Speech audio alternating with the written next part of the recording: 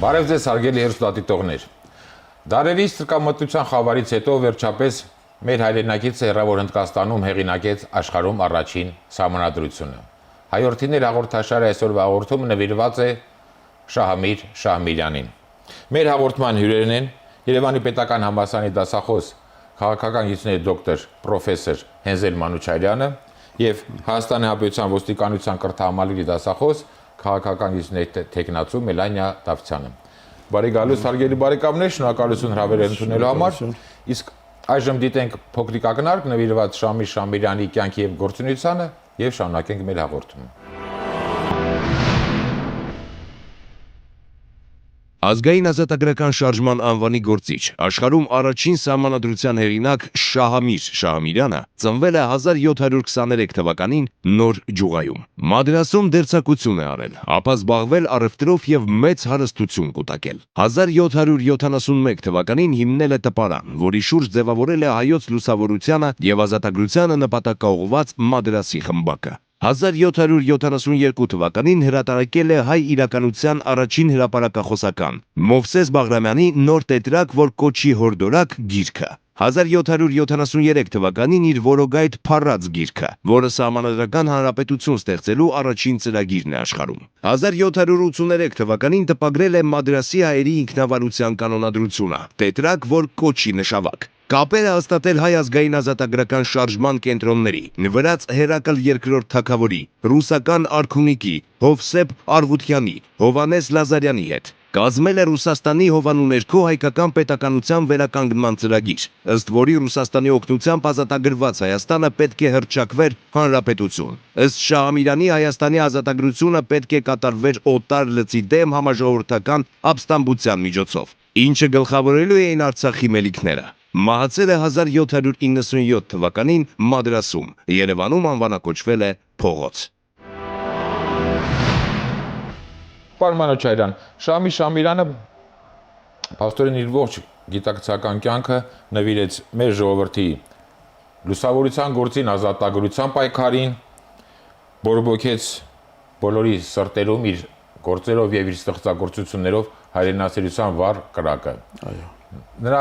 ընդհանուր գնահատականն է նրա գործունեության հայագիտության մեջ նոր դարաշրջանի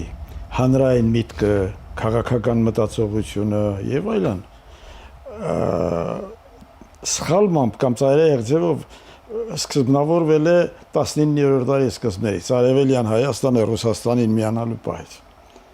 Բայց շատ ուսումնասիրողներ, հատկապես Թադեոս Ավդալբեկյանը, շատ հիմնավոր փաստերով ապացուցում է, որ հնդկահայ, հատկապես Մադրասի խմբակը գործունեությունը Շահամիրյանի, Բաղրամյանի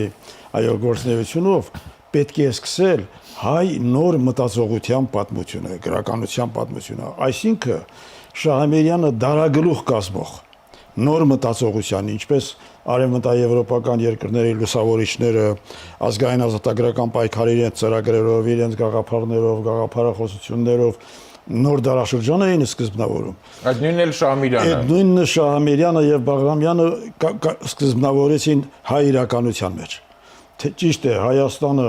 պարսկաթուրքական անագորյուն լծի տակ էր գտնվում։ Հայաստանում այդպիսի մտածողություններ դեռևս վաղ էր, որ ձևավորվեր,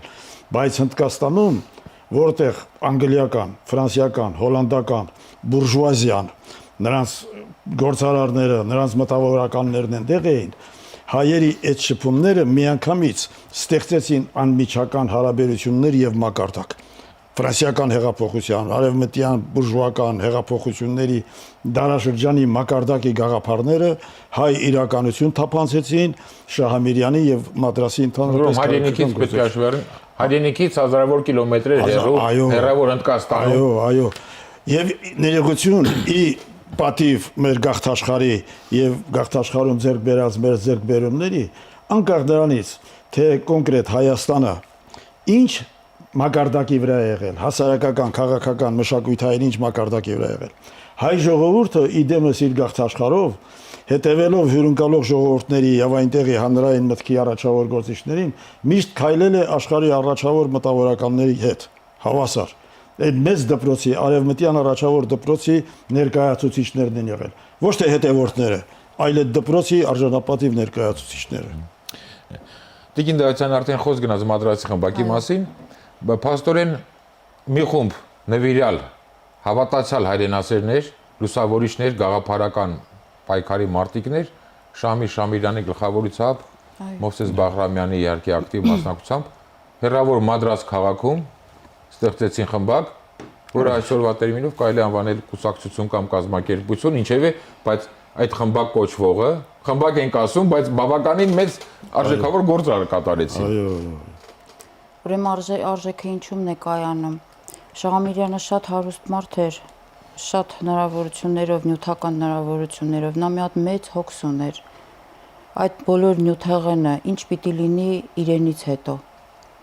Շատ մեծ ափսոսանք էր ապրում, որ չկա հայրենիքը, որ այդ ամբողջ ունեցվածքը, որ չի վայելելու հայրենակիցներն ու հայրենիքը, հողը, իր երկիրը։ Եվ առհասարակ այդ բոլոր ունևոր մարդիկ մեծ հոգս ունեն այդ առումով, որովհետև իրանք ինչքան էլ որ ստեղծեն։ Բայց ոչ բոլորն են, որ Շամի Շամիրյանի նման գիտեք, այնուամենայնիվ գալիս է մի ունևորության մի մակարդակ, որ արդեն այդ հոգսը պատում է, որովհետև մարդը անցողիկ է, Շամիրյանը այս բոլորը հասկացավ, զգաց։ Նա ինքը, այսպես ասած, մեծ գանձ որպես Բաղրամյանին գտավ եւ ուրեմն նախ կարգեց իր երեխաներին, իր տղաներին ուսուցիչ։ Մեծ երջանկությամբ նրանք սկսեցին ուրեմն հիմնել այդ տպարանը եւ այդ տպարանում տպագրեցին այնպիսի դասագրքեր, որոնք այսօր մեր դպրոցներում են ուսուցանվում, հայրենագիտական գրքերը, ասենք պատմությունը, փիլիսոփայությունը, հայ դասականների բանասիրությունը, քերականությունը, մոտավորապես ես այսօր մեր Հայաստանում զգում եմ այն, ինչ որ երազում էր Շահամիրյանը ստեղծել դեռ Մադրասում։ Ավելի քան 200 տարի առաջվա նրա երազանքը այսօր կամած, այո, դեռ դա ճանապարհին է։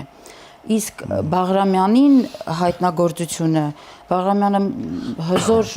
հզոր մտածողություն, քաղաքական մտածողություններ, քանի որ նա նախ հոգևորական էր, բայց էնցիկլոպեդ մտածող էր, փիլիսոփա էր, քաղաքագետ էր, ժամանակը հրաշալի զգում էր։ Անցումային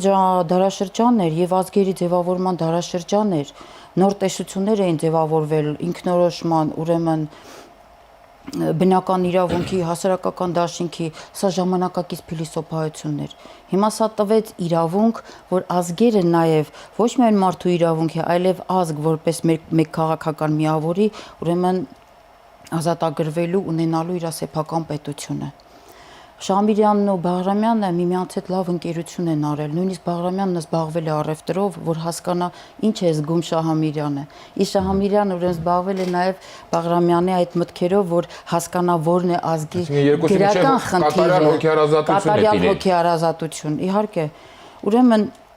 Բաղրամյանի այդ նոր տետրակը ինքը ուղղակի նոր կոչ է, որ նոր տետրակին առանձին կանդրադառնանք, Տիկին Դավթյան, առանձին ավելի հանգամանալից կներկայացնենք։ Պարոն Մանուչարյան, ձեր սեղանի տեսնում եմ դրված է որոգ այդ փառացը, արդեն սկզբում նշեցի, որ աշխարհում առաջին սահմանադրությունը հեղինակել է Շամի Շամիրյանը, դուրում պետություն չունեինք, անկախ պետականություն չունեինք, առավելևս հայրենիքից հեռու, բայց մի նվիրյալ հայորդի ստեղծում է աշխարհում առաջին սահմանադրությունը։ Այո։ Գիտեք ինչ, երբեմն խոսում են, թե ուտոպիա է, պետություն չունեցող, երկիր չունեցող, ինքնիշխանություն չունեցող մի ժողովրդի համար ստեղծվում է սահմանադրության նախագիծ, աշխարհում առաջինը։ Կամ մեղմորեն ասած առաջիններից մեկը։ Ուրեմն գաղափարը հենց ինքը ազգային զարթոնքի, ազգին արթնացնելու, ազգի ոգեղենությունն ապահովելու մեծագույն քայլ էր։ Պատկերացրեք, թաթար-մոնղոլական արշավանքներից հետո Հայաստանն այլևս չազատագրվեց, նրան հաջորդեց թաթար-մոնղոլական արշավանքներին Լենգ Թեմուրի արշավանքը, ակկոյլուններ, կարակոյլուններ, ցեղեր, որոնք իրենց բուծած ոչխարի գույնով էին կոչվում։ Օսման թուրքերն եկան, թուրքեր, օսմանյան թուրքեր, աշխարհի քաղաքական քարտեզի վրա Հայաստան անուն չկար։ Բաղրամյանն իր սահմանադրության առաջին հենցոդվածով նշում է. Հայաստան աշխարհն է, այս տարածքով, այս երկրով, պետք է սա հայ ժողովրդի հայրենիքն է եւ պետք է լինի Հայաստանի, պետք է պատկանի Հայաստանին։ Այսինքն հայ ժողովրդի ոգեղենության արթնացնելու, որ մենք արժանի ենք, որ մենք ունեցել ենք պետություններ, հիմա էլ տիտղոսակի ազգ ենք, կարող ենք պետություն ունենալ մեծ։ Երկրորդ հոդվածը 521 հոդված է ընդհանրապես, երկրորդ հոդվածը ուրեմն լեզուն։ Հայաստանում պետական, խոսակցական եւ գրավոր պաշտոնական լեզուն հայերենն է։ Այսինքն արդի պատկերացումներով Շամիրյանի այդ որոգ այդ փառածը այո, իրավական առումով ժամանակ դասական։ Ուրեմն դա գիտեք ինչ, միջնադարից դեպի նոր դարի անցման շրջան էր։ Ազգույթից կամ ժողովրդից արդեն բուրժուական ազգերի ձևավորման ժամանակաշրջան էր։ Շահամիրյանը այդքան շփվելով արևմտյան այդպես քաղաքակրթությունների հետ մի մեծ կարևոր բան զգաց, որ անգլիական բուրժուազիան իր թիկունքում Անգլիա ունի։ Անգլիական բուրժուազիայի հետ ինքը չի կարող մրցակցել։ Ֆրանսիան ունի, Հոլանդիան ունի, բոլորն ունեն։ Իրենց թիկունքում այդ հնդկահայ գործիչները ընդհանրապես բուրժուազիան նոր առևտրական բուրժուազիան, խոջայական բուրժուազիան լեոյի խոսքեր ասած, իրենց թիկունքում նրանք զգացին հայրենիքի պակասությունը եւ այդ հայրենիքի համար ամեն ինչ արին։ Նա նույնիսկ քարտեզ տպագրել տվեց։ Այսինքն ամենևին ուտոպիստներ չէին։ Ինչ ուտոպիա։ Ռեալ հավատում են, որ վաղ թե ուշ պիտի ստեղծվի այդ անկախ Դեռ ավելին, ես ձեզ մի բան ասեմ։ 1918 թվականի Հայաստանի Հանրապետության ստեղծումը ցեղասպանությունից հետո ոչ թե միայն Սարդարապետի, Բաշապարանի եւ այլը այդ ճակատամարտերի արդյունքում ստեղծվեց։ Նա քաղաքականապես հասունացած էր դեռ 17-րդ, 18-րդ դարի այդ մտավորականների այս գործերով։ Հովսեփ Էմինի, Շահամյանի, Բաղրամյանի, տեսեք Թուրքիան ինքը սահմանադրություն չուներ 1863 թվականին ստիպված ընդունեց հայոց սահմանադրությունը։ Շահամիրյանը հնդկահայ, մադրասահայ գործիչների համար ուրեմն նոր տետրագորկոչի նշավակ հատուկ մի գիրք գրեց, ուրեմն այդ գաղութի համար, գաղութի սահմանադրություն, ինչ իրավունքներ ունեն, ինչ պարտականություններ ունեն, համայնքի ինքնակառավարման ինչ մեխանիզմներ պետք է ունենա, ինչ կառույցներ պետք է ունենա եւ այլն։ Այսինքն դա գաղափարապես ոչ մի գաղափար հենց անմիջապես չի իրագործվել։ Իհարկե, սերունդներ պիտի դաստիարակվեն դրանով։ Մեզ մոտ մեր պատմական բարդ, ծանր ճակատագրի հետևանքով Շահամիրյանի առաջադրած այս խնդրում եմ պահեք մեր հերոստատիտողները, որոնք այդ փառացը այս կապիտալ իսկապես աշխատությունը սերունդներ է դաստիարակել։ Մեր պետականությունը, մեր տիտղոսակի իրազգ մնալու գաղափարը հենց հիմնականում շրջադարձային սկսվել է Շահամիրյանից, Բաղրամյանից, Էմինից, որոնք ստեղծեցին իսկապես նոր որակի հայ արդեն ազգին բնորոշ նրանց հատկությունները, նրանց արժանապատվությունը, նրանց արժանապատիվ տեղը ազգերի մեջ։ Ես աշխատության առաջաբանում դա մի այսօրվա իմաստով իրավաբանական պրեամբուլա է, առաջաբան է, որտեղ խոսում է այդ աշխատությունը գրելու, սահմանադրությունը գրելու պատճառների մասին, նրա կառուցվածքի մասին, խնդիրների մասին, ինչ բովանդակություն ունի։ Գրեթե այսօրվա իմաստով բոլոր իրավունքների ճյուղերին անդրադառնում է։ Պետական իրավունք, սահմանադրական իրավունք, ասենք տնտեսական իրավունք։ Այսինքն այսօր մեր իրավաբանների, սահմանադրագետների համար դա կարևոր ձեռնարկ կլինի։ Շատ ներողություն։ Ընտրակարգը ինչ ընտրահամակարգեր է ստեղծել։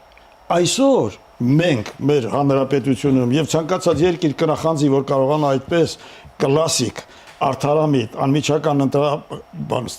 ընտրակարգ։ Հենց Մադրասի հայերի համար ստեղծել էր ընտրակարգ առաջինը, ուրեմն Թադեոս Ավդալբեկյանն ասում է, հետագա այսքան մեծ կռիվներ առաջացրած այդ ընտրությունների համակարգի նախահայրն էր։ Ինչ է, երկու հատ բաժակ էր դրվում թափանցիկ, սափոր, եւ ուրեմն ընտրողին տալիս էին մի բակլա։ Գնում էր որին կողմը, այո, կողմը, այո է 20, ոչին կողմը ոչ էր 20։ Այսինքն ամենաանմիջական ընտրական այս օրենքի հիմնադիրն էր։ Իսկ արդեն Հայաստանում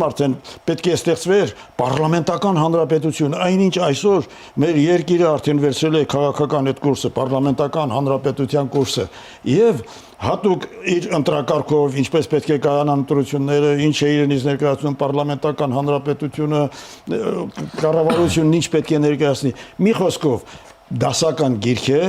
եւ նույնիսկ ոչ Անգլիայում, ոչ Ֆրանսիայում, ոչ գուցե արևմտյան որևէ երկրում ոչ մի գաղափար հենց այնպես անմիջապես չի իրականացել։ Ավելի ուժեղները մի քիչ շուտ են իրագործել, ավելի թույլերը Բարեբախտաբար մեր մոտ էլ այո,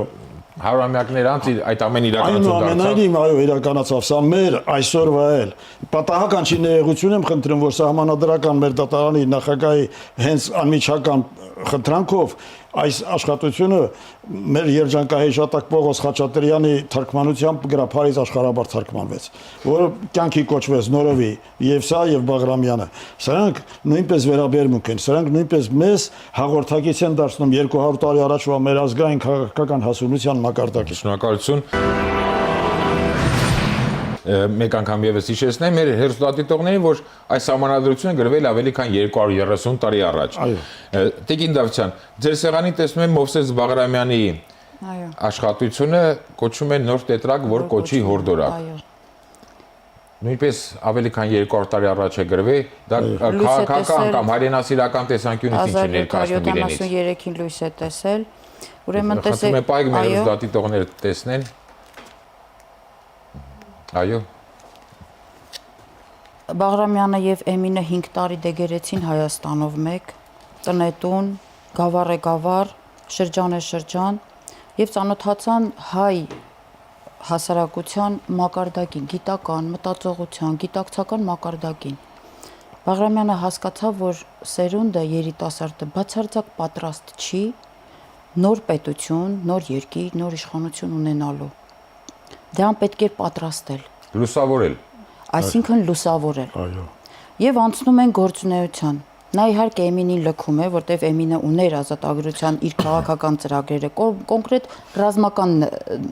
ձևով, ռազմական ճանապարհով, բայց հասկացավ Բաղրամյանը, որ այնուամենայնիվ ինչքան էլ ռազմական ճանապարհով, եթե սերունդները պատրաստ չեն իրենց քաղաքական գիտակցությամբ, գիտելիքներով, գիտական մտածողությամբ, դրան չեն դիմակայի, նրանք դրան չեն հասնի։ Եվ ուրեմն գնում է Շահամիրյանի, ուրեմն Մադրասի դպրոցում Շահամիրյանի հետ, դնում են փաստորեն հիմնում են այդ գործընթացը եւ ստանձնում են այդ գործը երիտասարդներին նորովի արթնացնելու, սթափեցնելու, նրանց գիտականորեն նոր ինֆորմացիաներով զինելու, այսինքն պատրաստելու նոր հայ զինվոր, հայ պարմաններին, երիտասարդներին, նորապթիթներին, սա նրա բառերն է։ Ուրեմն գտնում է, որ այդ երիտասարդներին, որոնք այդ նոր ձևավորվող տարիքում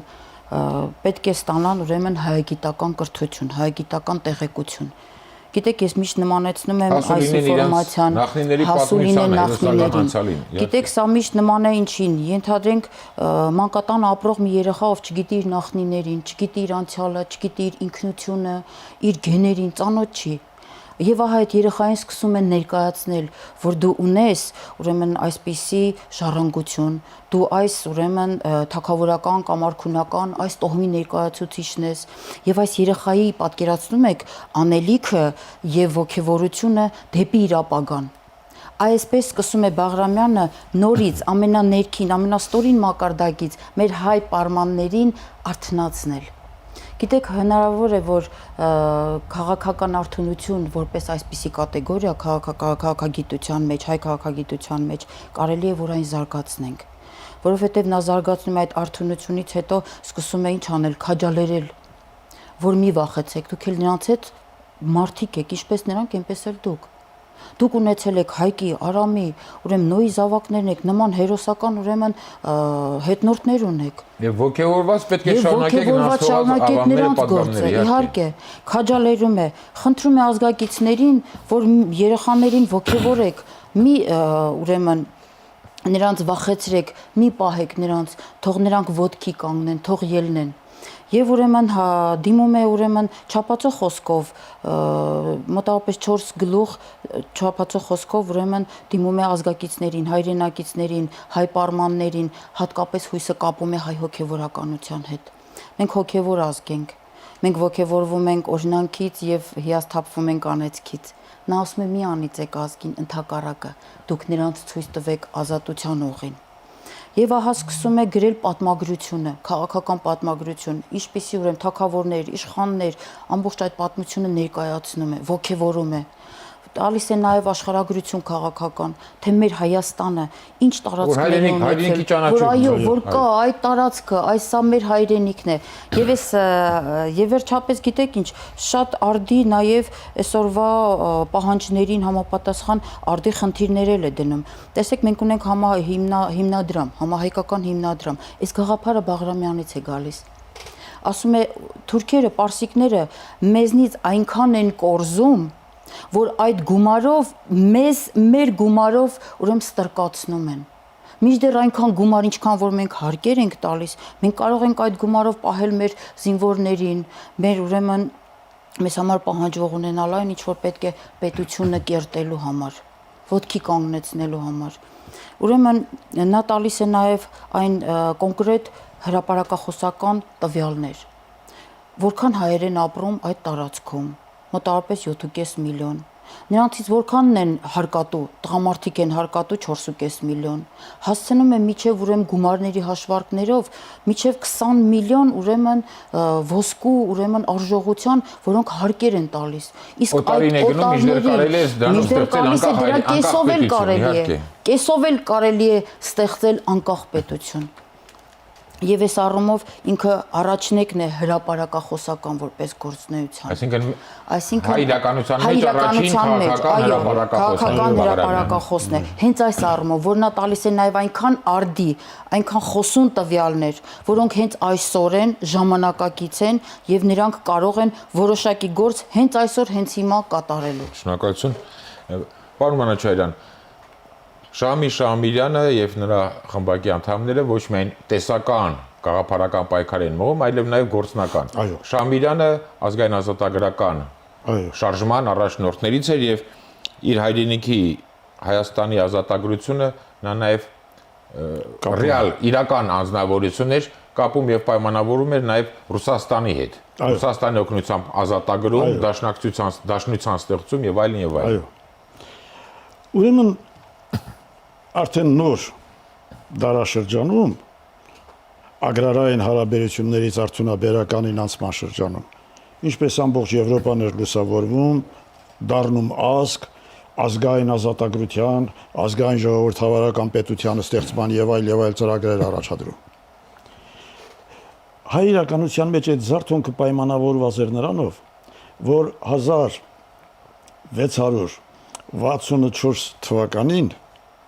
1684 թվականին ներողություն։ Թուրքերն արդեն մեծ վտանգ էին ներկայացնում Եվրոպայի համար։ Գրավել են Բալկանները, նահագին երկրներ։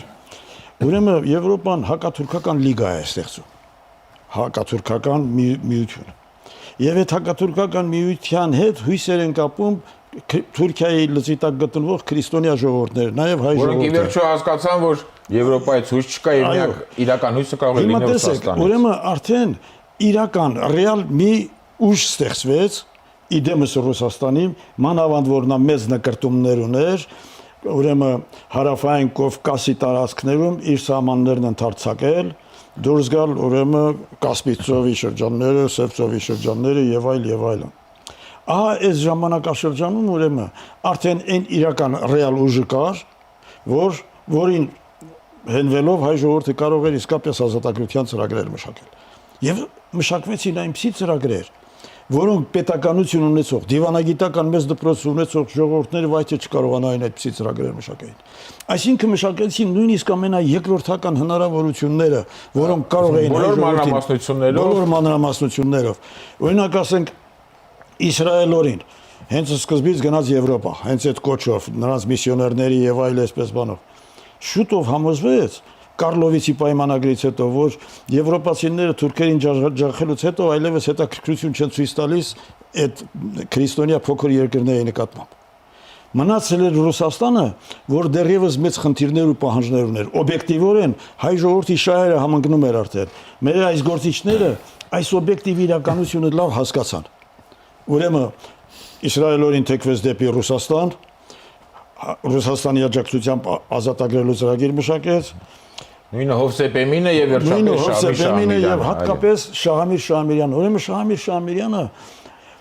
հայ-ռուսական համագործակցության եւ Վրաստանի հետ մեծ համագործակցության եւ նաեւ Խամսայի մելիքությունների այդ ուժերի բազայի վրա հենվելով, ուրեմն Հայաստանի ազատագրության հստակ ծրագիր մշակեց։ Եվ ինչն էր, որ ուրեմն Վրաստանը ոչ թե վրացիներին նկատի ուներ, Վրաստանի բնակչության 1/3-ը ավել հայեր էին։ Հետո Վրաստանի ազդեցության ոլորտ տարածում էր նաև Գանձակի եւ մոտավորապես Սևանի ավազանի եւ այլ հայության վրա եւ այլն։ Այսինքն նա պետականություն ունեցող այդ հատվածի Վրաստանի հենակետ որպես եւ Ռուսաստանի անպայման աջակցությամբ։ Եվ նույնիսկ այնքան հեռուն գնաց Շահամիր Շահամիրյանը, որ հայ-ռուսական կոնֆեդերատիվ պետության, այսինքն համադաշնային պետության մի պայմանագրի նախագիծ մշակեց նաև։ 20 կետից բաղկացած մի պայմանագիր էր, որտեղ ներկայացնում է, որ հայերը եւ ռուսները հավասար պետություններ են, 6000 զինվոր ռուսները կարող են Հայաստանում 20 տարի պահել, մեզ պետք է լինելու դեպքում օգտագործելու համար, այդքան էլ մենք նրանց եւ այլն, մեր առևտրականներն ազատ են այնտեղ, նրանցը մեզ մոտ են ազատ եւ այլն։ Եվ հետաքրքիրն է նա, որ ասում էր, եթե հայերի եւ ռուսների մեջ ինչ որ կոնֆլիկտային վիճակ լինի, ուրեմն չեզոք մի պետություն պետք է մեր այս հարցերը լուծի։ Նկատի ուներ Գերմանիայի ուրեմն կանցլերին։ Եվ պաստորեն 100-200 տարի հետո իրականություն դարձավ, թե հայ-ռուսական հարաբերությունների պետական ռազմական քաղաքական տեսանկյունից։ Սա գիտեք ինչ կա, սա մեր քաղաքական մտքի հասունության մակարդակն է ցույց տալիս, որ կարողացան գտնել թե հայ ժողովրդի շահերին որ ժողովրդի շահերն են համապատասխանում։ Երևի 200 տարի առաջ, ավելի քան 200 տարի։ Եվ այնքան նուրբ եւ այնքան փխրուն հողի վրա է դա լինում, որ անկրթարթորեն փոփոխում է։ Եւ մեր ազգային ազատագրական շարժման տեսաբանները, բոլոր այդ նշած գործիչները, այդ թվում նաեւ Մովսես Բաղրամյանը, ուրեմն միանգամայն կատարյալ, այսինքն միակ հնարավոր ճանապարհը հայ-ռուսական համագործակցություն, Վրաստանի հետ համագործակցություն, ներքին կրթության զարգացման, ասում է, ով կարող է հայրենասեր լինել։ Հայրենիքը եթե չճանաչես, նրան ինչպես պետք է սիրես։ Հայրենասիրության, մեծ ազգային առաջխաղման եւ այլ գաղափարներ։ Եվ այս տեսակետից ուրեմն Հայաստանի եւ դիվանագիտական գործնեության պատկերացնում եք, ոմանք էլի ասում են, թե գիտեք ինչ, դա Հայաստանով էր, որ ասենք ռուսական կայսրության հետ իրավահավասար պայմանագիր կնքել։ Սա արժանապատիվ մարդու արժանապատիվ ստեղծագործություն է։ Հոնաստրական մի պայմանագիր չէր կնքելու, թե հա մեզ ճորտացրեք, մեզ էս արեք։ Շնորհակալություն դրա համար այդ աշխատությունով տասնյակ սերունդները դաստիարակվեցին։ Այո։ Փաստորեն հարգելի հեռուստադիտողներ, մեր հյուրերի օգնությամբ ծանոթացաք եւ իմացանք, որ ահա այսպիսին էր աշխարհում առաջինը սահմանադրություն հեղինակած եւ մեր հայերիս ազատագրության, լուսավորության գաղափարները սերմացու դարձրած Շահամիր Շահամիրյանը։ Հարգելի բարեկամներ, եւս մեկ անգամ շնորհակալություն հաղորդմանը մասնակցելու ձեր պատրաստակամության համար։ Հարգելի հեռուստադիտողներ, հայորդիներ հաղորդաշարի այսօրվա հաղորդումը նվիրված էր Շահամիր Շահամիրյանին։ Առայժմ այսքանը, ճանաչենք հայորդիներին։